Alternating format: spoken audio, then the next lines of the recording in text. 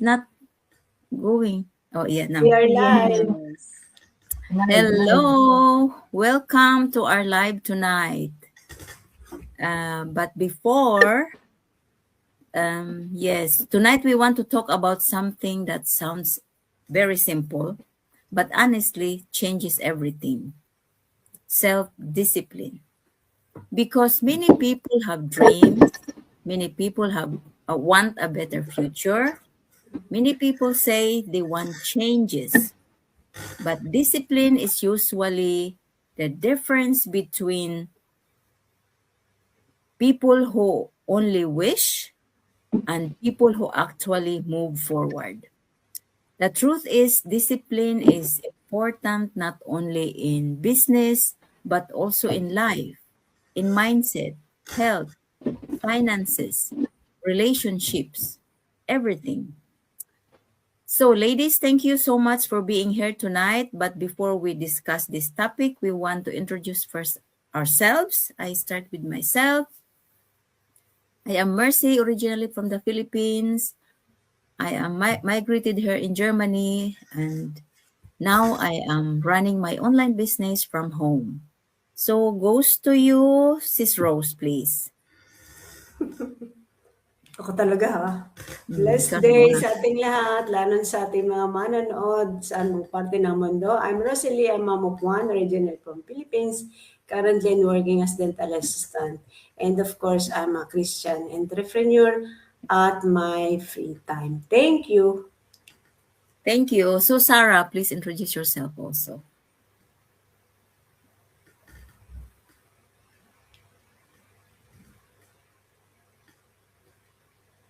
Sarah, can you hear me? Hello, good evening. Yes, can you hear me? Yeah, we can hear you. Yeah, I'm Sarah. I'm here in the UK. Um, my family is here as well. I'm from the UK for over 15 years already. And I'm originally from the Philippines. I work in the hospital as healthcare assistant, and I'm also an online business owner. Please. Thank you, Sarah.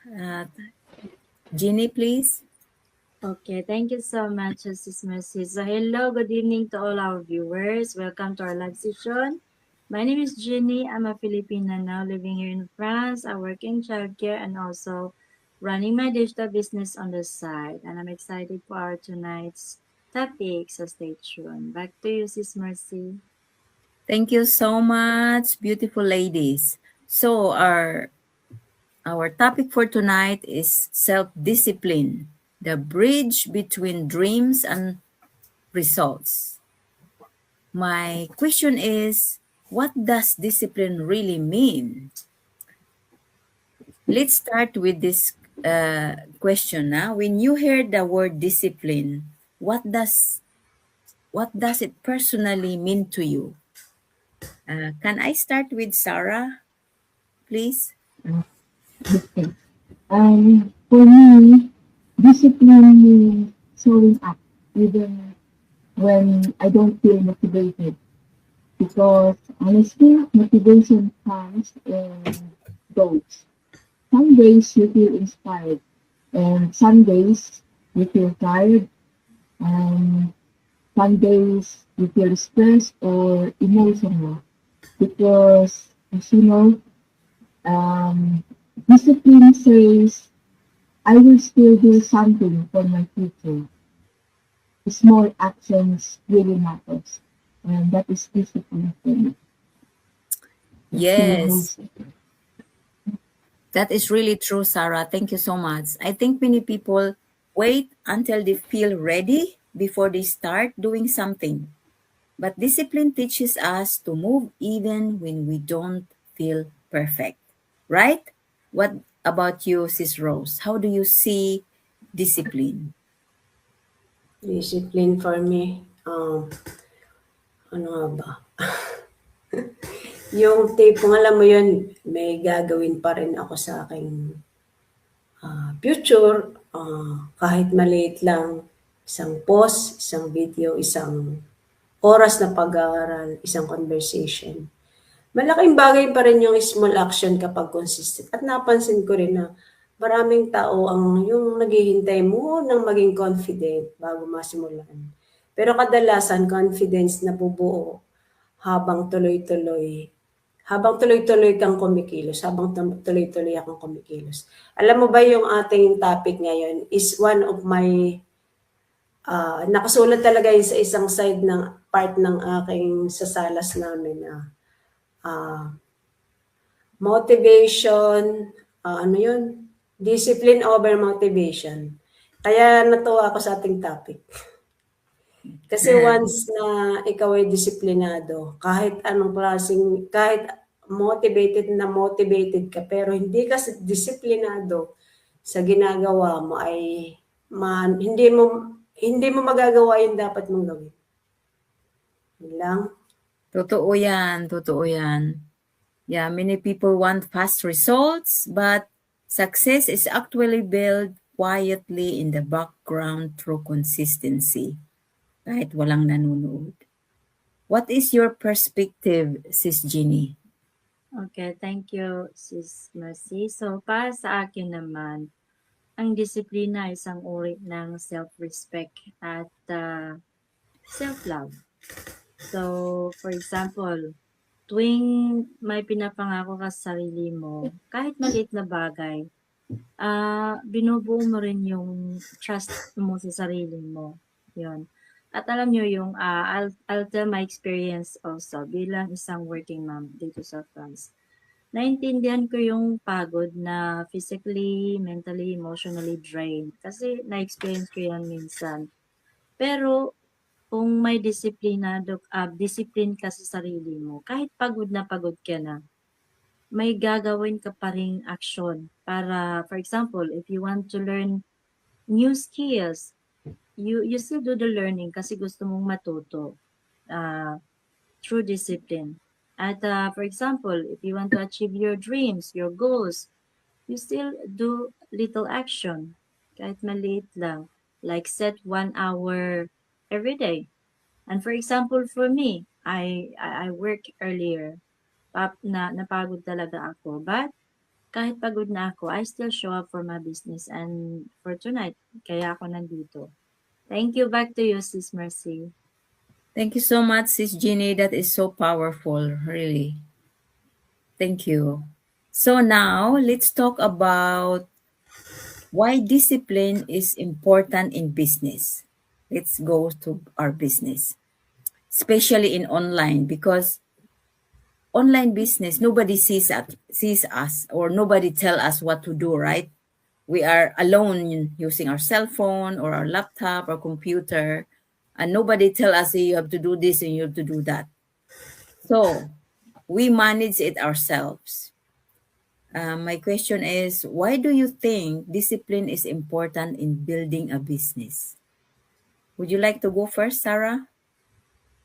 Okay, yeah, as for me, business is not only excitement and dreams. Kasi there are days na, halimbawa, nobody replies, if I'm posting something, there's no engagement, there's no comment, and if I'm messaging someone or doing the follow-ups, they're not replying back to me. So, when that happens, sometimes I'm having these self-doubts, and it's like, ayoko na, parang ayoko na, gusto ko nang huminto, ganyan. But, if we have discipline, parang sige lang tayo ng sige, we just carry on, we just continue anyway. And sa totoo lang, yung mga tao na nagsasucceed, sila yung hindi talented or skillful, pero sila yung may disiplina para mag-show up every day at hindi sila sumuko. That is the smart. Yes, thank you, Sarah. That's really true, no? People often think success is only about talent or luck, but many successful people simply stayed consistent longer than others. That's why they become successful. Because consistent, even if nobody listen to us, nobody's watching, we do things that we want to do. Yes, it's Rosalie. Do you think discipline also affect confidence? What can you say? Absolutely, yes, definitely. Kasi ang confidence, hindi lang yan galing sa results. Minsan galing din ito sa usually galing to sa action. Habang nagiging discipline ka sa sarili mo, kaya mong gawin na mahirap na bagay, di ba? Kaya ko, kung halimbawa ko, kaya kong matuto, kaya kong mag-improve, kaya kong mag-grow. Unti-unti lumalakas ako mentally. Dahil alam mo yun, dati kasi sobra akong mag-overthink, lagi ko tinatanong yung sarili ko, paano kung mag-fail ako, paano kung i-judge ako ng tao, paano kung hindi ako magaling. Maraming paano. Pero tinulungan ako ng discipline na huminto sa sobrang takot. Alam mo yung imbis na hintayin kung maging ready ako, natutunan kong gawin na lang ang next step. At doon nagsimula ang growth. Or like example, yung mga ginagawa natin pagla-live. Yan yung one of the sabihin nating pinakamahirap na gawin ng isang tao sa harap ng camera. What I mean is, kasi live yan eh, it's a live session. Yung mukha mo nandyan, yung mga kakilala mo nandyan, nakikita ka, magtataka sila. Yun ang one thing na pinagmamalaki ko sa sarili ko nung ako ay nag-business. Yun nga, discipline ang pangalan. Thank you. Yeah, that's true, that's true. Yeah. Kasi wala naman talagang ready eh. Hindi tayo ready anytime. Magre-ready lang tayo kung magti-take action tayo. Just start, 'di ba? Because sometimes ang confident kasi umarating 'yan kung nag-take action tayo. Because sometimes people think confidence come first before the confident. But often, confidence comes after repeated action. Ganyan lang naman eh. Ngayon, natuto tayong mag-live. So, hindi na tayo natatakot kung anong sabihin ng iba or we don't care. I don't care. Kumbaga, at the back of our mind na, ano na yun, I don't mind. Yeah, I have my big why. Diba, Jenny? Yeah. Kasi kung ano natin, papansinin natin yung iisipin ng iba, we will never move forward.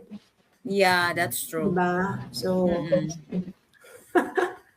At saka we just want to share people that there is really another option in just working, And to do this online business, kailangan talaga ng self-discipline, di ba?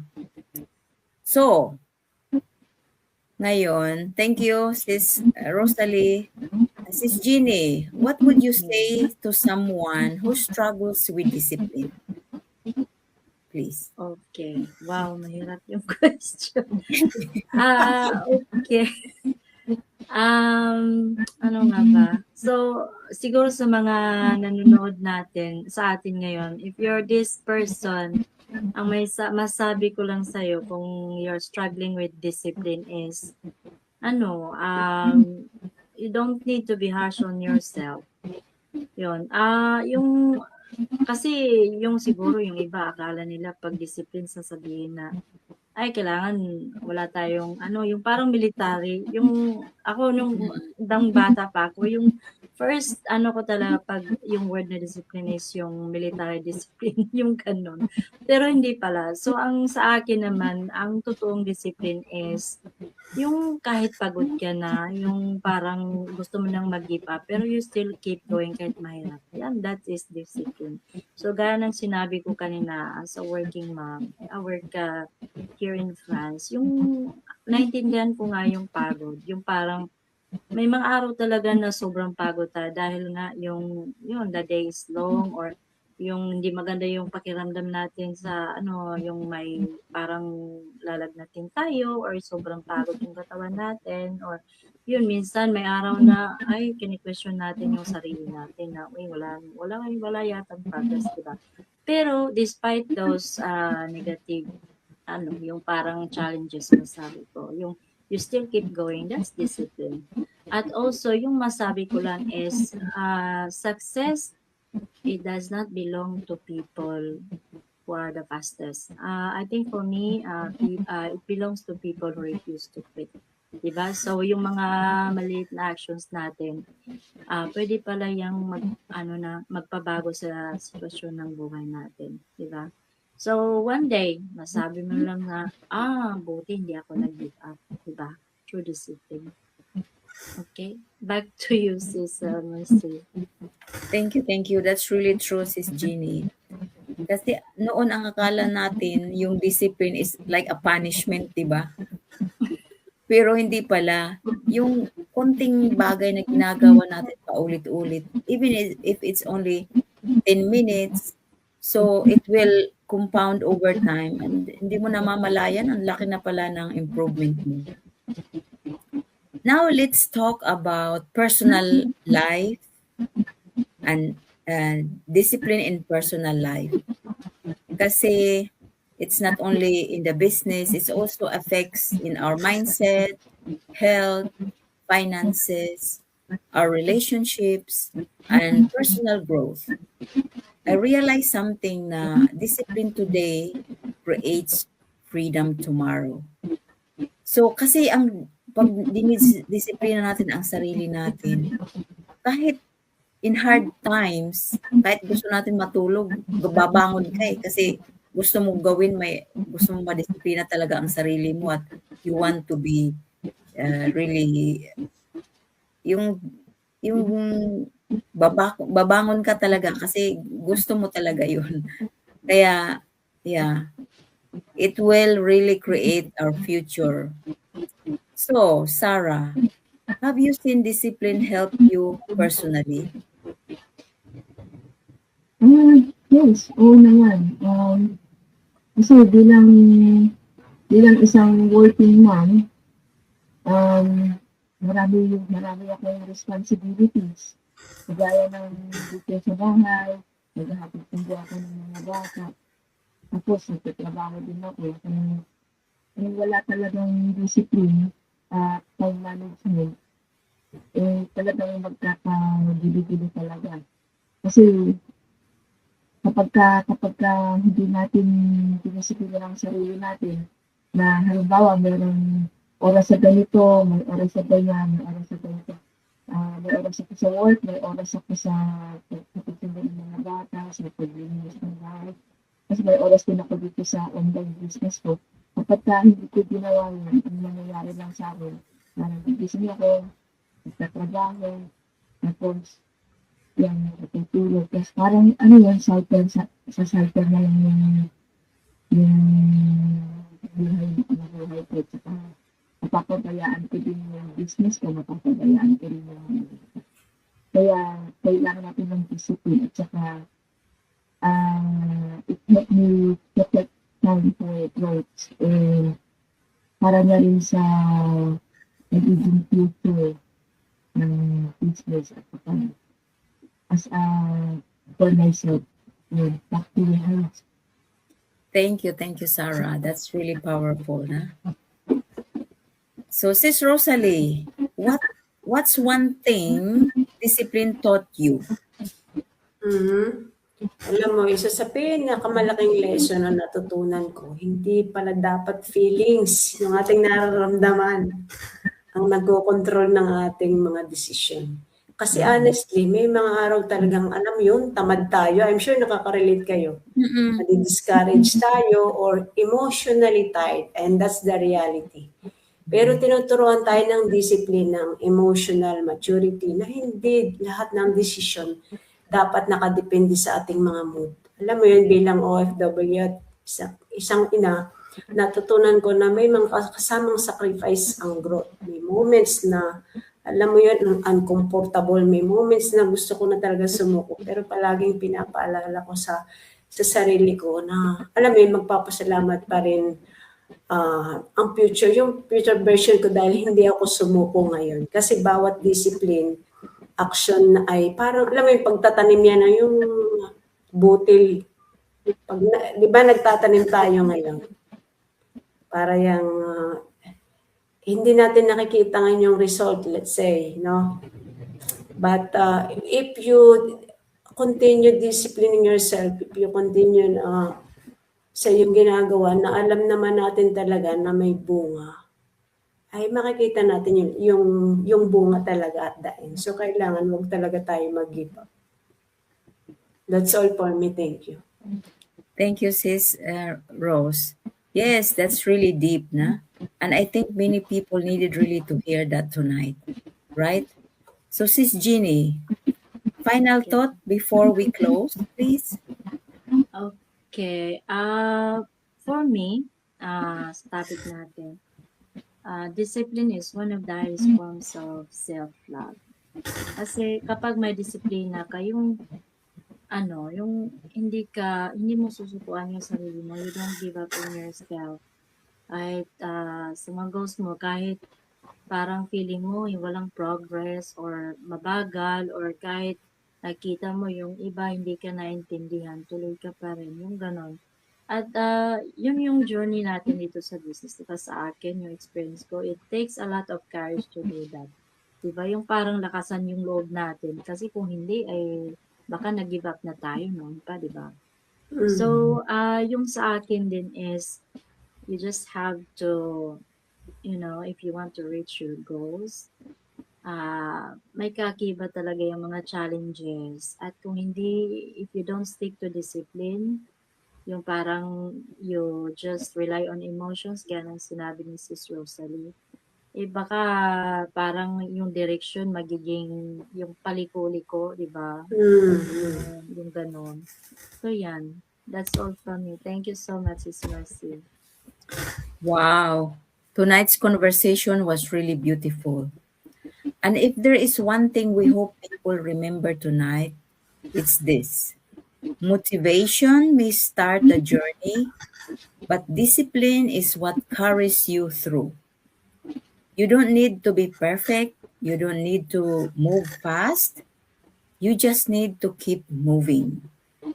Because small disciplined action done consistently can completely change your future. Thank you so much, Sarah, Rosalie, and Jeannie, for sharing your hearts tonight. And thank you, everyone watching us live or replay. We truly appreciate you all. Have a beautiful evening, everyone. And remember, the future you want is built by the habits you choose today. Thank you so much for watching us and have a good night. Bye. Thank you for Bye. Thank watching. you. Thank you.